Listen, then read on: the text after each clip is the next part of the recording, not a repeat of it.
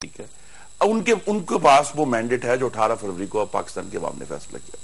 हमारा मैंडेट है इनको अपोज करने का। हम मुस्तकिल इनको अपोज कर रहे हैं, अदालतों में अपोज कर रहे हैं, पार्लियामेंट में अपोज कर रहे हैं, एनआरओ आता है अपोज करते हैं, किराए की बिजली घर का मामला आता है। आप दूसरे अंदाज में कहते हो, उतावले हो जाते हैं हर बात में, उसका फायदा कोई नहीं होता है, चॉइस आप कह रहे हैं। नहीं, आज तक का कंक्लूजन यही है सर जी। नहीं, कंक्लूजन यही है कि पाकिस्तान में अभी हमें जो जमहूरियत का सिस्टम है वो यही है कि अवाम ने एक फैसला किया, जैसी भी मेजॉरिटी है, और उसका अब्यूज भी ये कर रहे हैं। आज उन्होंने अब्यूज किया अपनी मेजॉरिटी को, लेकिन द फैक्ट इज कि पाकिस्तान के लोगों ने इन तमाम ये जो 4 पार्टियां, क्लेप्टोक्रेटिक नेक्सस जो है, उसको उन्होंने इस वक्त मेजॉरिटी उनके उस पार्लियामेंट में।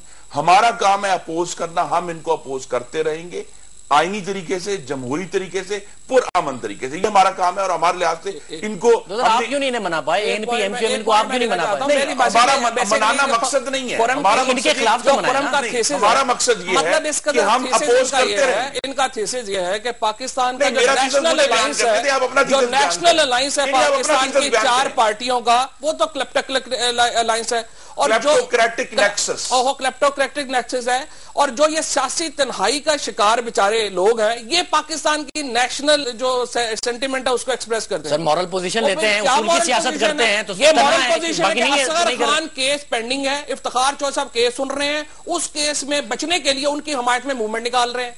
भाई कोई तरीका है? आपका केस पेंडिंग है, आप इफ्तिखार चौधरी साहब की हमायत में केस पीटीआई निकाल रहे हैं, हम तो वज़ीर आज़म के खिलाफ निकाल रहे हैं, इनको जाना चाहिए। आप उनकी हमायतें कर रहे हैं ना रोजाना, के जी फलाना जी ये हो गया, जजों का ये कर दिया, वो कर दिया। आपका काम ही नहीं है बोलना, आपका केस पेंडिंग है भाई, इसको फेस करें।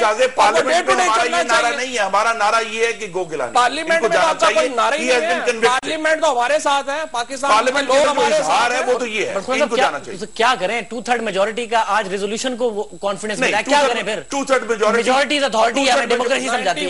2/3 मेजोरिटी उस दिन होगी अगर इनमें इतनी जान होगी कि हाउस की डिवीजन कराए, पता चले कि कौन काम कर रहा है। वॉइस वोट से फैसला नहीं हो सकता, बलोचिस्तान में जाके वॉइस वोट से फैसला नहीं हो सकता, टेक्सला में जाके अपनी हुकूमत के दौरान जलसा। शर्म आनी चाहिए। इस नुक्ते को एड्रेस करें जरा। टेक्सला में जाके जलसा कर रहे हैं 5 मई को, टेक्सला में जलसा कर रहे हैं, और उसके बाद सखर में करें, कायदे मोहतरम सिंध तशरीफ ले जा रहे हैं।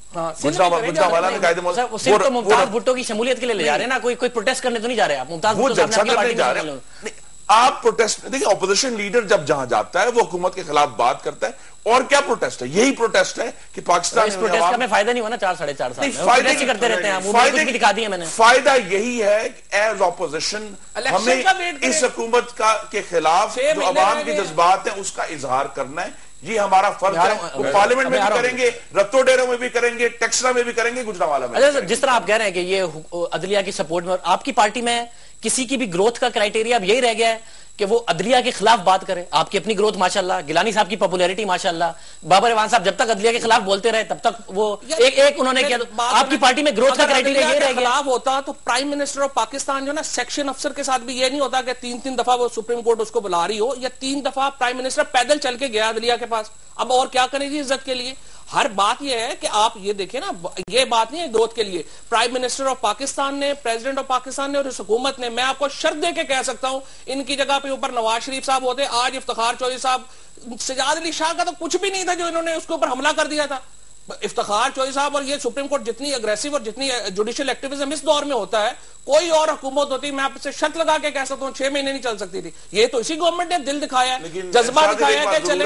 असल क्राइटेरिया अदलिया की मुखालफत नहीं, असल क्राइटेरिया ये है कि करप्शन की राह में रकावट कौन बनता है। के ऊपर नून लीग का क्या ताल्लुक है? ये करप्शन से क्यों सबसे बड़ी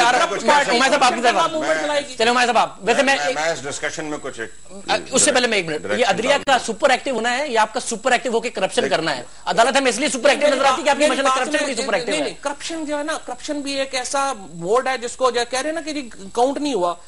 करप्शन आपके वजीरों के अकाउंट में पैसे जाए वो करप्शन नहीं है। अमीन फहीम साहब के अकाउंट में पैसे गए, वो कहते हैं गलती से किसी ने डाल दिए थे, गलती से। तो उनको इफेड्रीन का 9000 केजी एक्स्ट्रा देने वो करप्शन नहीं, वो पता नहीं क्या हो गया। का केस में क्या हुआ है? आप लोग इस तरह ये करते हैं, एक अखबार में खबर लगती है, उसके बाद ये जनाब जाके सोमोटो होता है, उसके बाद ये पूरी कंपेन पार्टी करती है। अपनी पार्टी जो अपनी करप्शन है, 1.7 बिलियन लैपटॉप में चला गया, 20 अरब इंटरनेशनल तो आपकी जेब की पार्टी है ना, अदालत भी इनकी, ट्रांसपेरेंसी इंटरनेशनल भी इनकी, सब इनका आप प्रोसिक्यूट करें, हमारा तो चैलेंज है प्रोसिक्यूट होना चाहिए। आपने मुझे एम्पायर बनाया तो जरा